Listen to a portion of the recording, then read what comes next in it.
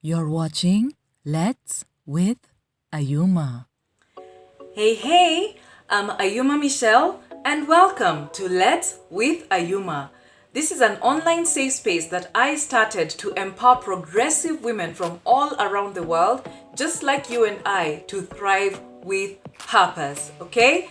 Today, I'll actually be talking about a very serious topic, but also under the theme of how to access a safe studio for women artists in Nairobi.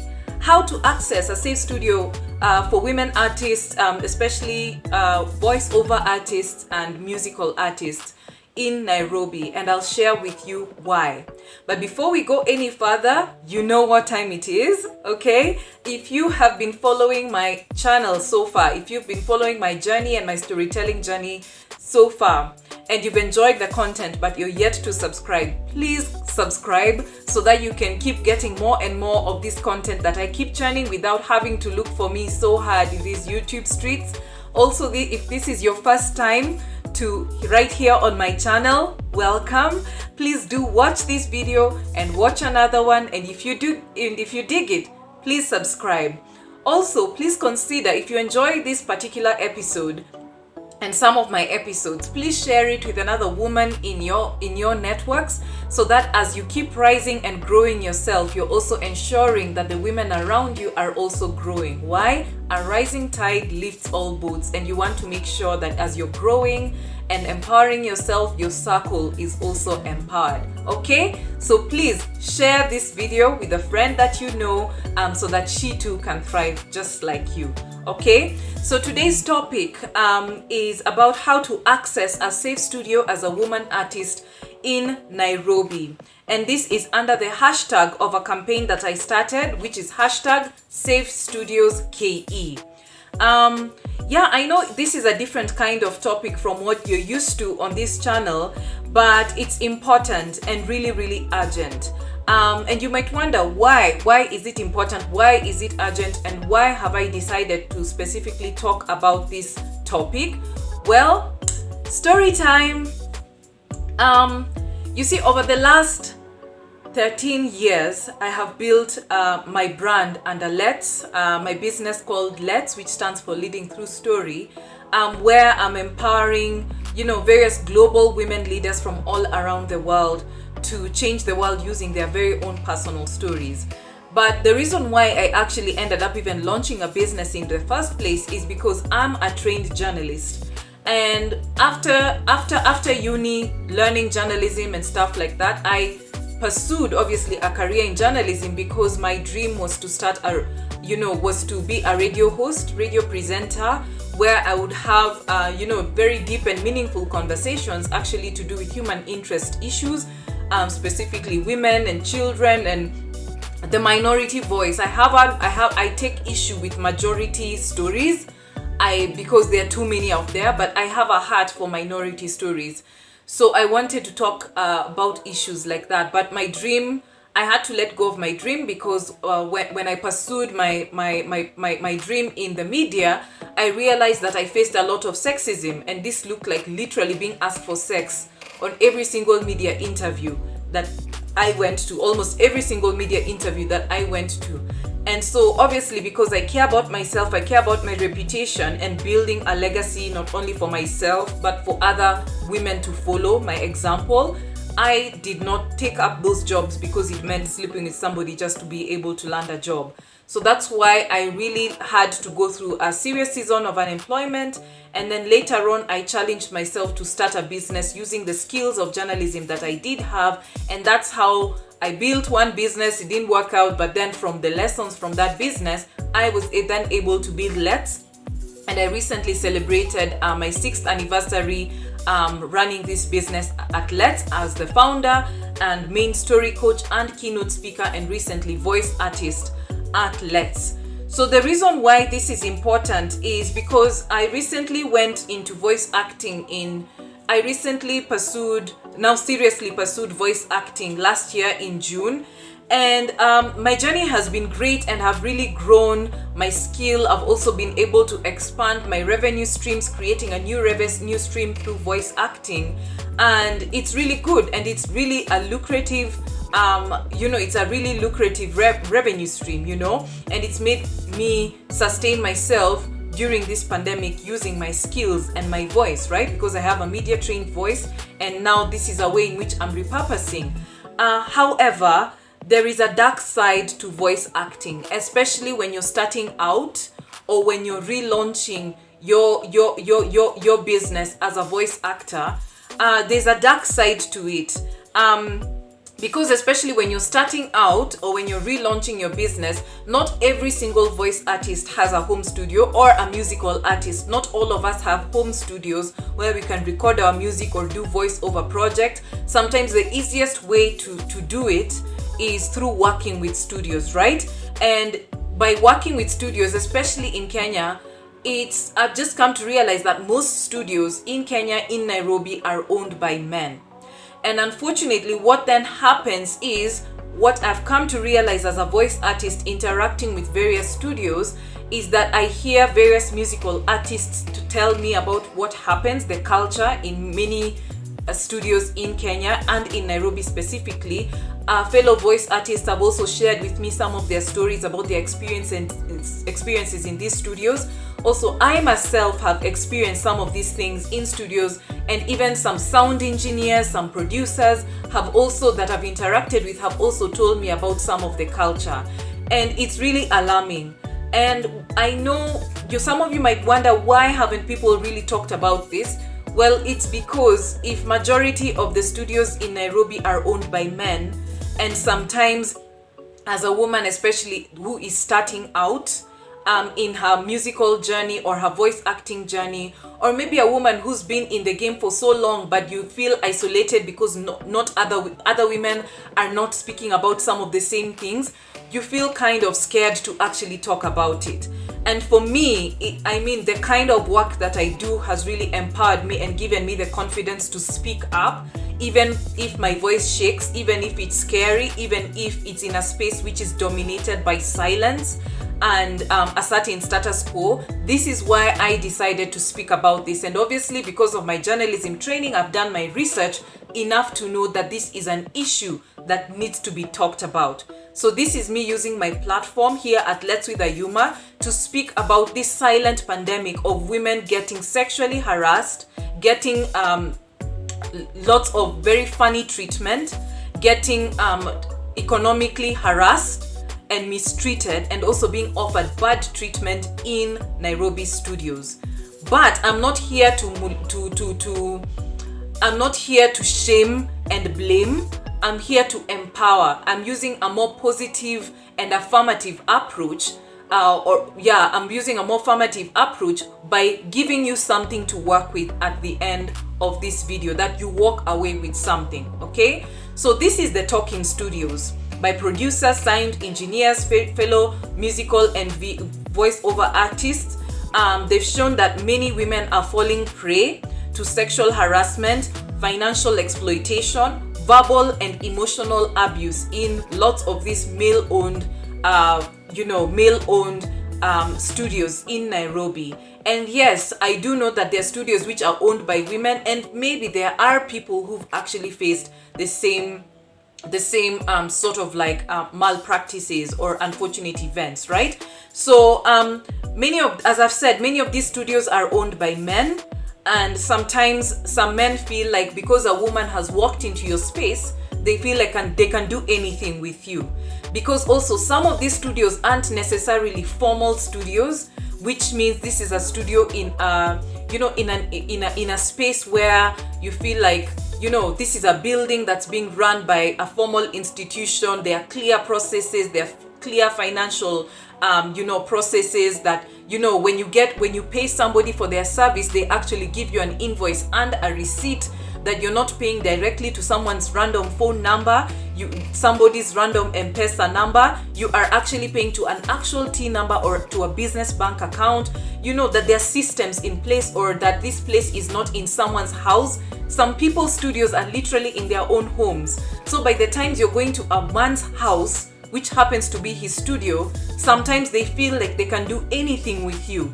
And sometimes this studio is not just in one man inside this studio, there could be 3.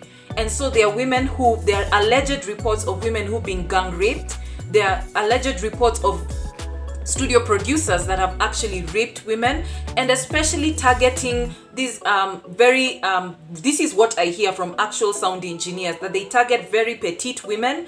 They also target very young women who are getting started out in the market, or women who they know they do not have a strong idea of how the media works or how the studio space works. So they take advantage of you because you're isolated and you don't have a community that you can call on to back you up and support you. So this is why I started this out, because I know what it's like, because many young women have been reaching out to me, young women who especially have just graduated from media school or journalism school, or who are planning to graduate from journalism school. So they're looking at me as somebody who's in voice acting, who's earning. And because we do know that there's a job, there's an unemployment and underemployment issue in Kenya, they're probably looking at me and they're like, wow, she's doing it, so why not follow her example?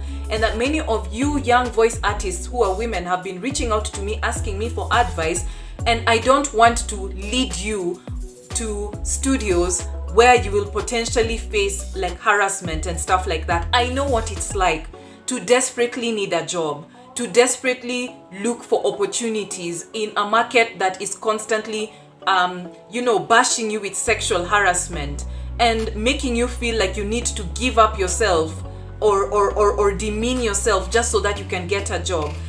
This is why I'm working hard and preparing this video for you. Or some of you who are repurposing your gifts and talents, so that you can create new revenue streams. You do know that this is a tough economic crisis and economic time. And so this is a video that will enable you and empower you to find options and safe options, right?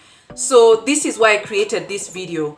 And one of the most recent stories that has been highlighted, I won't mention names, is that of a sexual assault report, alleged sexual assault report tied to a certain big record producer and who attacked in studio an upcoming artist. She's a female musician. I won't mention names, but if you Google is your friend, you'd be able to see some of these alleged reports. But I'm not here to shame and blame anyone. I'm here to point people towards resources that they can actually use. That's the purpose of this video, okay?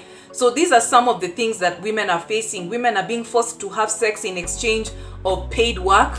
You're paying somebody in their studio, and yet somebody is still expecting you to have sex with them. So for example, a female artist, you've already done the work, maybe you've done the voiceover, or as a female musician, you've worked on your master, you've recorded your music, and then somebody's holding on to your master because they want you to give them sex in exchange of your work, which is weird because you've also paid them to do that work.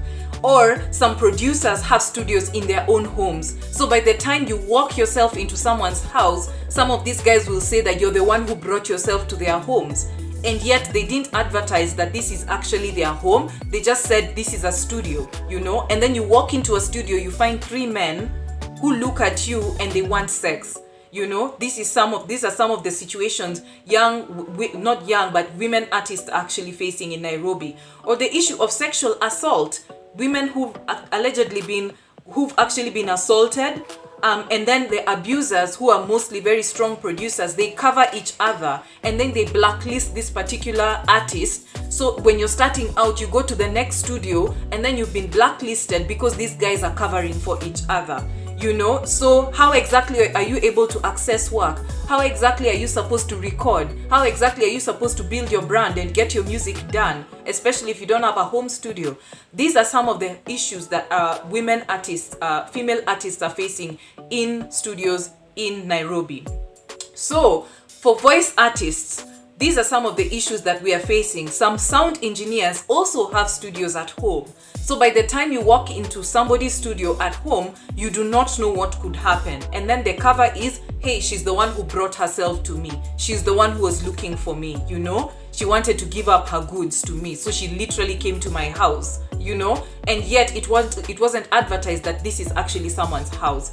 Another issue that female voice artists are facing is that sometimes the studio owner, the sound engineer or the producer or the owner of the studio actually has jobs, and so they reach out to you as a voice artist to be able to offer this service. So they are the ones who are getting money from the client, and then they give you part of the payment, part of the money that the client has paid, they are paying you. So sometimes some of these producers or sound engineers or studio owners hold on to the money that actually should be going to the female artist. Why? They want some kind of control, or they want sex in exchange, you know? Or just some of them think that women's money is somehow their money, so they hold on to the money instead of releasing it to the female clients, especially those who are starting out and those who aren't financially empowered to know that you can demand, or that you need receipts, or that you need to have email compliance, you know, things like those. And then some of them even control the process and project,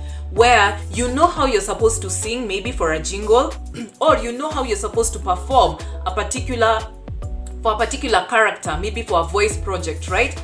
But then this particular sound engineer or producer or studio owner controls how you act, and then they only end up submitting or editing the take that they feel themselves that this is how it should be.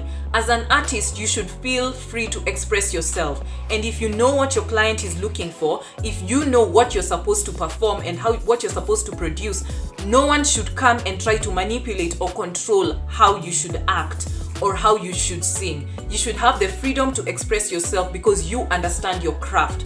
So if somebody feels like they need to edit your work, I mean, they should edit it according to what your client wants, the client specifications, and according to your expertise as an artist. Somebody shouldn't control your process as an artist. And also some people, they sexually harass, verbally abuse, and they also emotionally abuse voice artists in studio. This actually happens, right? So why am I sharing all of this, and why am I sharing all of this in things in context? Number one, I've spoken to enough producers, voice artists, musical artists within my networks, and also producers and studio owners. And these are the common trends and threads of issues that have actually come up. But most importantly, this has also happened to me. This has actually happened to me. I know I've talked of some studios in my social media sites, but those are not the only studios I have worked with, and for reason, and with good reason. I know what it's like. And please bear with me because it's quite emotional, and these are some of the experiences that I've gone through in some of these Nairobi studios. I know what it's like personally. This has happened to me. I know what it's like to have an urgent project but not know which studio is safe enough to work with. I know what it's like to struggle to find a credible studio that understands how my voiceover work and industry and the process actually works. I know what it's like to struggle to find an affordable studio that allows for even the 14-day or the net 30 payment process, instead of somebody saying you must pay me in advance.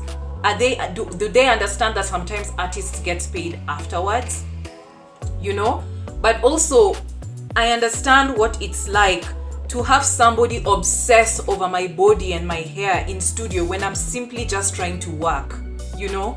I know what it's like to have somebody control my acting and work project when I already know what I should do and I've already paid this person just to do my work. I know what it's like to have somebody verbally and emotionally attacking me to a point of breaking down into tears in studio. I know what it's like to have somebody to make me feel unsafe in studio to a point of literally running out of studio for my own safety and literally worrying that I will have to physically engage this person just to protect myself. I know what it's like to have a man, enter the recording booth, force me to look at him and accept his apology for his bad behavior. I know what it's like to have somebody become difficult or refuse to take direction from me as the voice talent, as his client who's paying for this service. Just because I'm a woman and just because my client is a woman, they refuse to take direction from us because they believe that they know better. I know what it's like to have somebody, a studio producer, frustrate my payment process with no clear financial pipeline or documentation. I know what it's like to feel afraid to keep going, to keep pursuing my dreams as a female artist, and to start doubting myself and my abilities, and to start doubting whether this is the right space for me, just because of such gruesome experiences in the studio. I know what it's like. And so this is why I launched the campaign called #SaveStudiosKE, so that young women who are starting out as artists in the voiceover industry or musical musicians, you can have a list of studios that have been verified by experience by fellow female artists like ourselves, for you to be able to go to a studio, feel safe, experience quality services, and feel safe to do your work, and with your freedom as an artist, your creative freedom as an artist. But also for fellow women like us who are getting into the game, we know how to protect ourselves, but sometimes you just need safe options. You walk into a studio without worrying whether this is a safe space. I have created a list together with fellow producers, sound engineers, musical artists, voice artists, and studio owners. I've created this list for you to feel empowered, to feel safe working as a female artist. This particular list that I've created, or rather we've co-created, it's not exhaustive. But even if we have 5 studios to start with, that's great progress. And of course, the people who've nominated their studios by saying this is a safe space for women, or by fellow women who've experienced great experiences in these studios, we will get to co-create this list, and it is a living document, so that if any issue should come up, we can actually be able to remove a studio from the list should there be cases of actually women facing unfair treatment in these studios. But also, you can also help us to add to this list. Are you a female artist or musical artist or voice artist in Nairobi? Have you had a great quality experience and safe experience in a studio? Please submit it. Comment below or send me a DM on my social media at @Ayuma_Michelle in various social media, on Twitter, on Facebook, on Instagram. Please send it to me so that I can be able to add to this list, right? So that the more options we have, the safer we feel, and so that other studios will actually feel challenged to take up the baton and actually join this list, so that they too can actually be able to call themselves safe studios for women, because women are worthy of experiencing safe workplaces. It is important.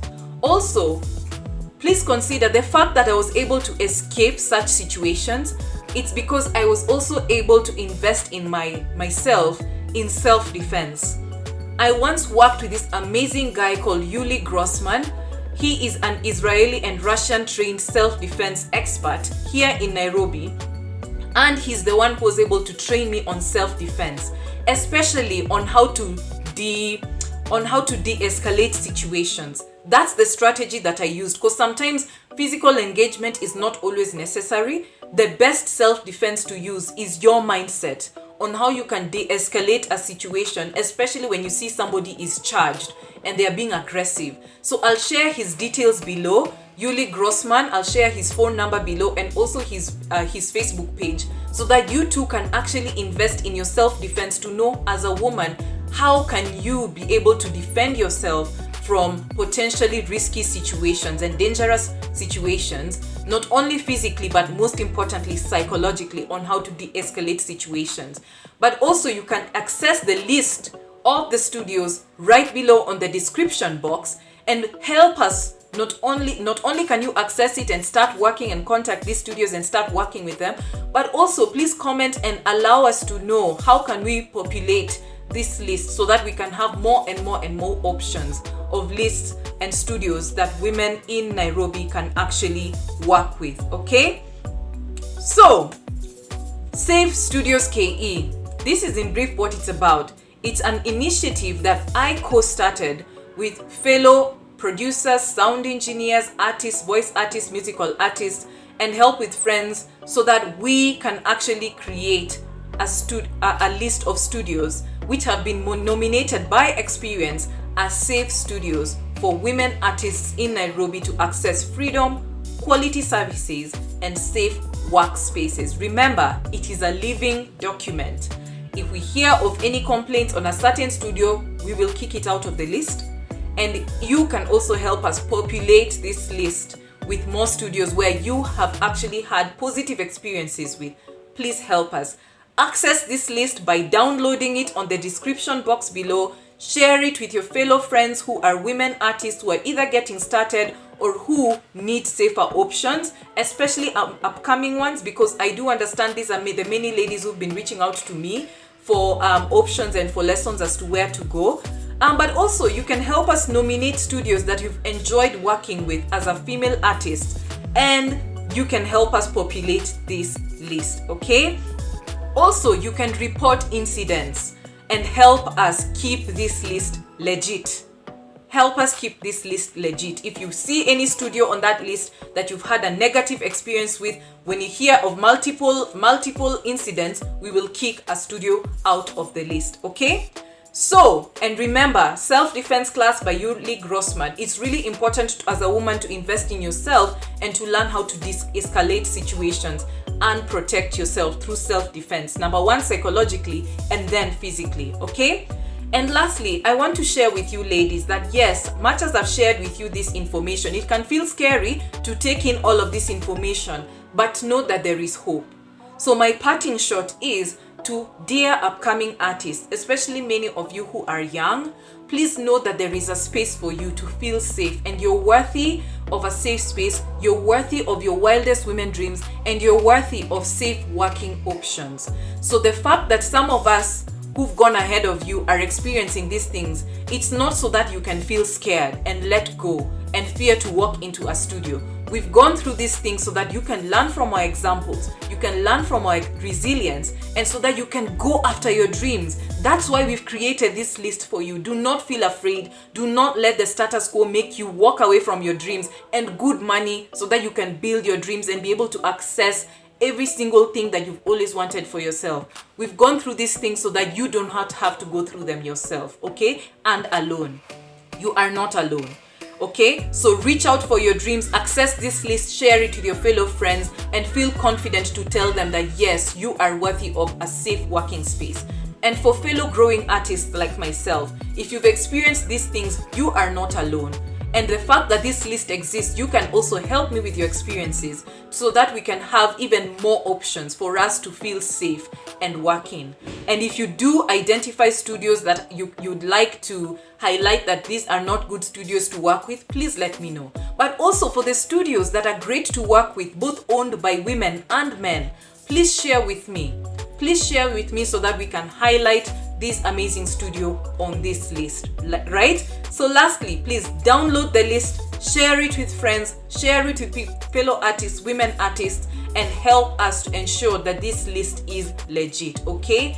And remember, we are worthy of safe spaces. We are worthy of being paid for great services and for our dreams and being paid fairly. We are worthy of feeling safe as we work, and we are worthy of being free to creatively express ourselves as female artists. Please follow our conversations on social media under hashtag SafeStudiosKE. And if you've got any questions or any suggestions on how we could elevate this particular campaign, please comment below or reach out to me at voice@letsfindyourstory.com or at info@letsfindyourstory.com.